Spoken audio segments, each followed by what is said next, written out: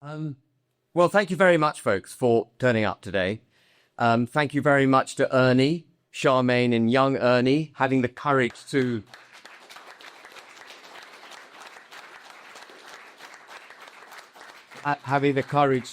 host this far-right gathering.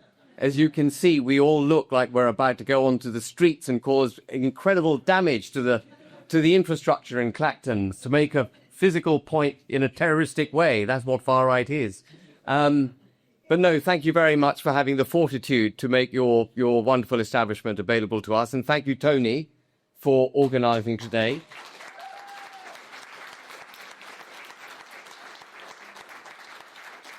We're going to come back to Tony because he's got a lot for which he needs to answer. And I mean that seriously, but I'll come back to it. And I want to just pick up on one individual in the crowd who did a lot at Reform, organised events, was at multiple events repeatedly, and I'm not sure she was mentioned before, but Norma, yes. Thank you very much for what you've done. And of course, we're all here today, and I'm not going to talk about Reform, but we're all here today because we've recognised that Reform isn't real. It may carry the hopes and aspirations of the British people for a re-establishment, for a restoration of this country. But you're here today because you recognise it's not going to deliver. And there isn't actually a single political party in the United Kingdom that stands for the four principles that we stand for. And they're very basic. You probably know them already, but I'll just quickly run through them. The first principle, the first leg of our mission statement is that we stand for the nation state of Great Britain and Northern Ireland. Now that in itself is an entirely unremarkable declaration, but it's one that's observed completely in the breach by every other political party. So much so that they don't really care if there's a border down the Irish Sea. They see that as a bureaucratic necessity in order to leave the European Union. So much so that they're perfectly happy for this country to take laws made in foreign parliaments, take them onto our statute books, force them down the British people's throats, and then if and when there's a court case, for a foreign court to adjudicate that case. That is the end of the nation state of Great Britain and Northern Ireland. When you become subject to foreign laws adjudicated in foreign courts, you cannot claim that you are any longer sovereign. That is the end of the nation state. We are also seeing an attack on our Christian, not just our Christian culture, but our Christian constitution. And part of standing up for the nation state of Great Britain and Northern Ireland is a restoration of our Christian constitution. And of course, if, as politicians have been behaving over the last 30 years, against the interests of the country and against the people, it is perfectly natural for them to wish to shut down freedom of speech. Because if they're propagating extreme policies to the detriment of the people of this country, the only way to keep us silent is literally by keeping us silent, to make it illegal for us to speak up, and which is why we have non-crime hate incidents, which is why we find people are being locked up for what they've said on Twitter, while violent criminals are released from prison. And so our second leg of our mission is to restore freedom of speech in this country. Make sure that we can actually go about speaking our minds without fear of being arrested or worse, incarcerated.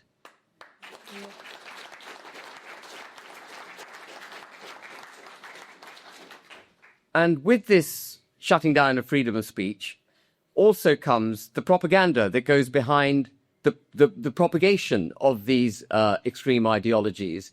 And we see this in an extreme form through our educational establishments, through the indoctrination of our children. I don't know if you saw the other day that things are already bad, but Bridget Phillipson, who is the Secretary of State for Education, has introduced into the syllabus a subject on how children can be taught to spot fake news. In other words, they're going to be told how to think if you turn that round on its head. And she's also going to be bringing onto the syllabus climate change, teaching children about climate change, which whatever we may feel in this room, at the very least, is not a settled science. And it's not something that our children should be taught as being sacrosanct. They need to be brought up having the ability to speak freely and challenging each other so that these extreme ideologies aren't indoctrinating them at a young age. And we will reverse that in Advance UK. And of course, the third leg, which comprises the first two in many respects, but the third leg of our mission statement is the restoration of our democracy. You can't claim you live in a democratic society if you can't speak freely, if your country doesn't exist, because what is a democracy if it can't define its own borders? You can't, if you're not a nation state, you literally cannot be a democratic country because you don't exist in that form. Does that make sense? And you'll also be aware that we voted to leave the EU in 2016. We haven't actually left. We have a new arrangement with the EU, which means we're still infested and infected with international law, as I touched on earlier. And that means that our democracy is not functioning. We can't hold our elected representatives to account because they're dancing to the tune of an overarching supranational order. And so Advance UK's third leg is the ejection of international law from the body of British law. Under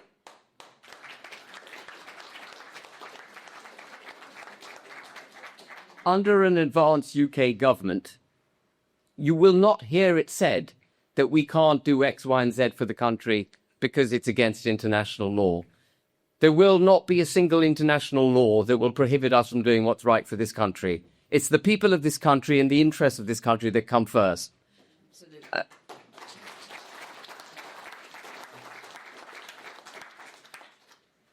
We've also repeatedly heard it said that so-and-so regulatory body, Habib was talking about the budget the other day, the Office of Budget Responsibility, or when it comes to the transmission across the airwaves, the Ofcom, or when it comes to the education of our children, Ofsted, we're often told that these regulatory bodies, these experts, they know better than we do, and they will make sure that everything just hums along in perfect order.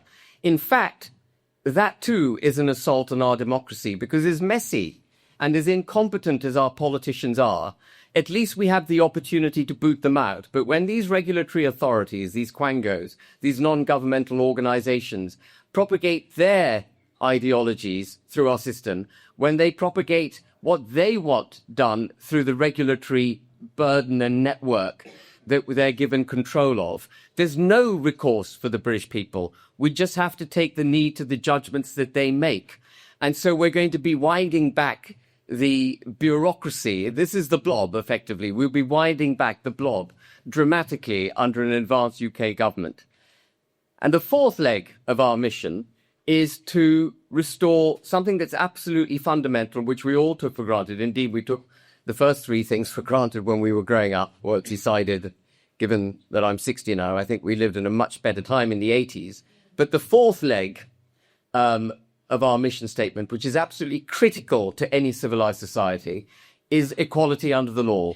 And we do not have that. We don't actually have justice in this country anymore. What we have is a legal system. But it's not justice, because justice is blind. Justice does not take account of your ethnicity, your background, your social circumstances. It lays down the law, and if you break the law, you suffer the penalty necessary for the particular law you broke. That is not where we're at. We have a sentencing council, which some of you may be familiar with, that advocates for making concessions to criminals based on their ethnicity. And it should therefore come as no surprise that a blind eye was turned to the rape gangs for so long, because our criminal justice system was taking the knee to the extreme ideologies to which I was referring earlier. And therefore, just to round off, we stand for nation state, freedom of speech, freedom from the state, democracy, and equality under the law. That's basic. Hands up if anyone thinks that that's an extreme agenda, if that's a far-right agenda. Anyone in the room think that? No, it's basic. Anyone in the room think there's a single other political party in this country that stands unashamedly for those four fundamentally critical principles. Is there a single party that does it? Do the Tories stand for it? No. Does the Labour Party stand for it? No. Liberal Democrats, perhaps? No. Does Reform stand for it? No. It doesn't. And that's the sad thing, because Reform carries the hopes and aspirations of the British people. Nigel Farage wears union flag socks, but that doesn't make him a unionist. You have to not just you have to not just talk the talk, you've got to walk the walk. And we are going to walk the walk in Advance UK. And that is why, as Howard described, I've set the party up in a way that will allow the party to not just hold me to account, which is critical. Any executive in any organization must have a body of people that holds them to account. If the executive cannot be held to account, then the executive will run amok. It will use its power and its influence in order to propagate its own agenda, not the agenda of the party. So the college that has been set up will be able to haul me across the coals, cross-question me, cross-question my fellow executives in the party, and ensure that we're sticking to the mission statement that I just described to you, that the policies that we're delivering in government when we get into government delivers that mission statement. And if we don't, they will have the ability to eject us straight away. That's a critical component of good governance. The Tories don't have it. The Labour Party doesn't have it. Liberal Democrats don't have this sort of structure, and certainly Reform doesn't either. So none of the other political parties have the right principles in my mind, and none of them are governed properly. So we shouldn't be surprised that the country is in deep trouble. We shouldn't be surprised, because they don't have the principles or the wherewithal or the structure that would keep them on the straight and narrow. And if they can't be, as political parties, kept on the straight and narrow, they won't be keeping the country on the straight and narrow. Advance UK's college will also act as the intellectual and philosophical ballast for the party. And this is important. And by that, what I mean is that political parties are prone to, particularly nowadays, prone to reacting to events. They want to curry favour with the British people. They see what's in the news, and they'll pivot this way and that way in order to curry favour with the electorate. And in the pursuit of currying favour with the electorate, they forget what it is they're meant to be doing, which is governing for the greater good of the British people. And it's through the college that our political philosophy will be assured, that we won't dance this way and that way with the social media output on any given day or the news output on any given day. We will stay true to that path, and we will keep going. And we will have the ability to do it because we'll have the protection and promotion and indeed the firm boot of the college if we don't do it. That's why we've got the college. And thank you for mentioning it, Howard. Of course, the membership is critical in Advance. They get to elect the college. So if you don't like the way the college is behaving, you can change the college over a period of time. It can't be done overnight, but over a period of time you can change members of the college. But one thing you can, as members, do overnight is remove me as leader. If you lose faith in me as leader, a simple majority vote of the membership of Advance would get me out. And that too is absolutely vital, because it's the mechanism by which I know I have to listen to what you have to say. You can be confident I'll be listening, because I wouldn't want to be booted out in a hurry. It's a burden I carry, but it's a burden that I carry because I feel I need to, and I therefore want to carry this burden. It's a burden that I must carry with fortitude, with clarity of thought, with purpose, without being deviated, without being bought off by the establishment. I must carry it. Because also, as Howard said, this is last chance saloon. This country is facing its very end. I know that sounds catastrophic. It sounds like I'm using hyperbole to exemplify the position. I'm not. This is where we're at. When you have a country that literally can't stop people entering its borders, it ceases to be a country. If you don't have borders, you're not a country. And that goes right back to the beginning of my mission statement, which is the nation state of the United Kingdom of Great Britain and Northern Ireland. And I started rather flippantly talking about how, you're all far-right, racist, xenophobic, misogynistic, homophobic members of this extreme political party. That's all in jest, by the way, for the camera. But there's a serious aspect to this, and some of you may have heard me say this before. And I was absolutely horrified when I discovered it, that the government actually defines. You can go to the government website and you can look it up. It defines far-right terrorism as violence perpetrated in the pursuit of far-right ideologies, which is a definition of terrorism. If you're pursuing a political aim through violence, that is terrorism. And then it goes on to define far-right ideologies as white supremacy, which I agree is far-right, white nationalism, which is pretty close to white supremacy and far-right. But then it says something really sinister. It says that cultural nationalism is far-right. A country's culture is a prerequisite as well for it to exist as a country.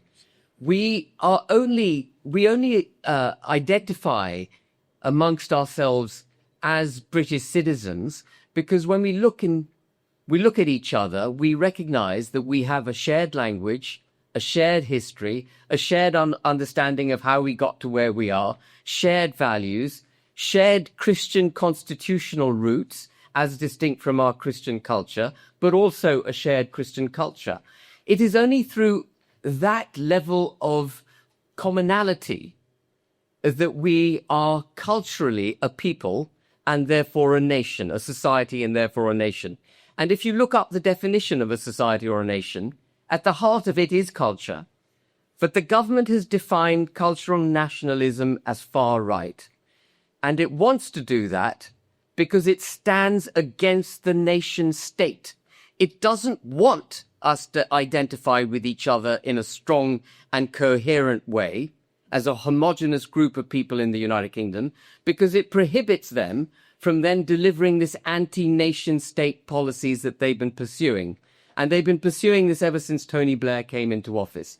He's the one who laid the foundations for the threats that are now facing the United Kingdom, which, as I say, are of an existential nature.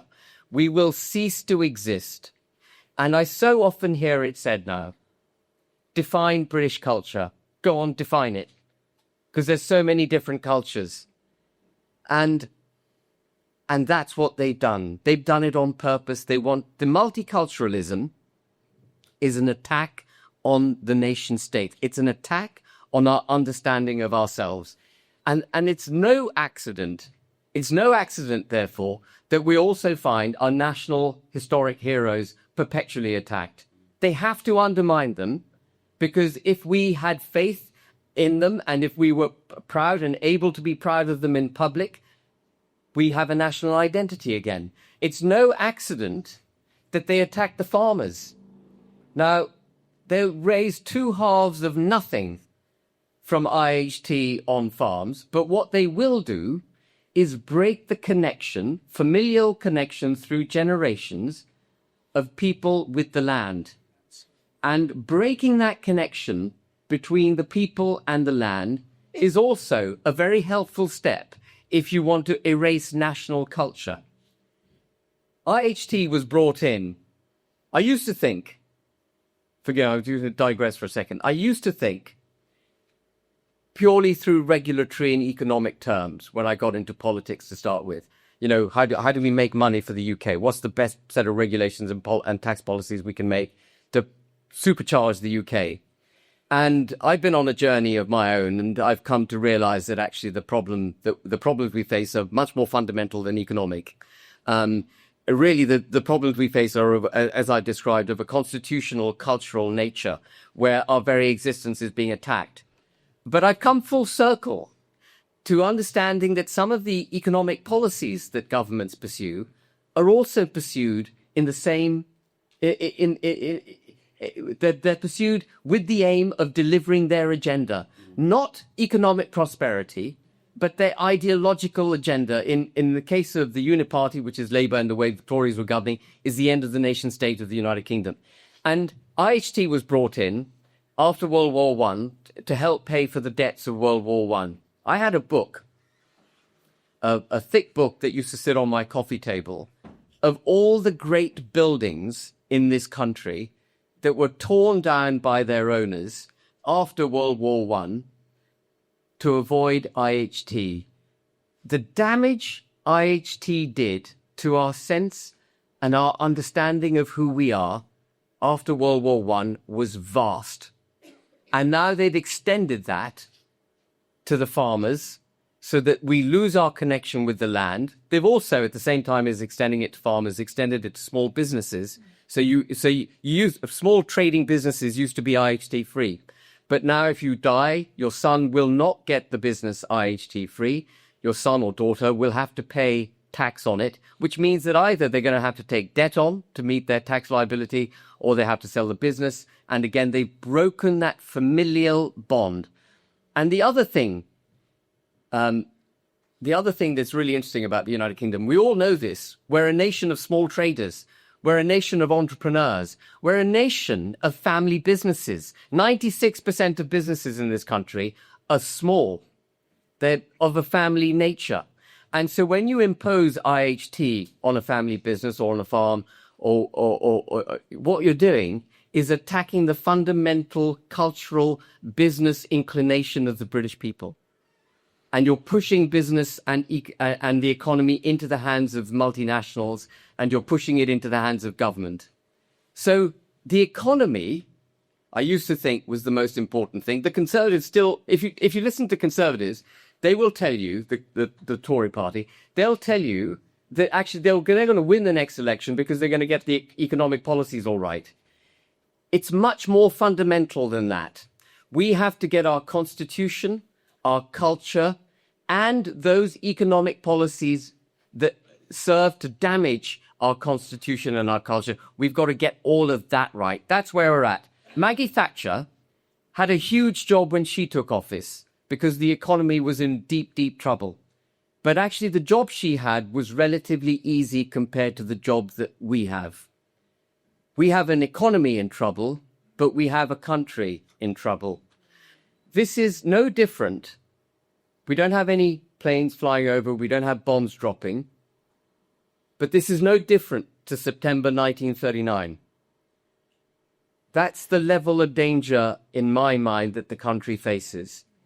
And it therefore is vital that we understand this danger, understand the root causes of this danger, come up with the policies and solutions which will address this danger, speak boldly about what is required to be done, unashamedly about what's required to be done, and then when we get into office, deliver on those policies. It's absolutely vital. And we in the party can't do that on our own. We need you to do it for us.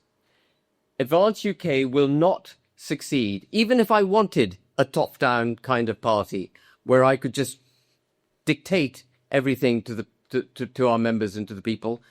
We wouldn't be able to succeed with that approach.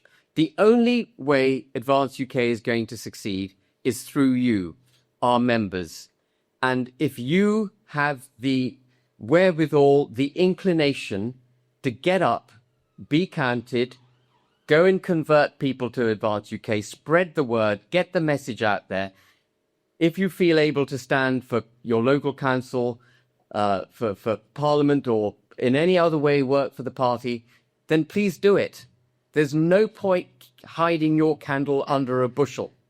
The time for that is gone. The time to sit on the sidelines and say, you know, I see all the problems, but actually I'm just going to leave it to others to sort it out. That time is gone. In a proverbial way, we're on a war footing.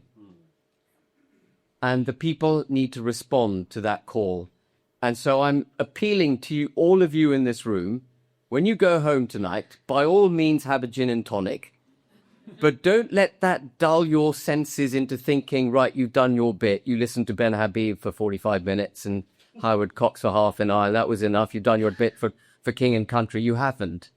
It starts now. That's my main message.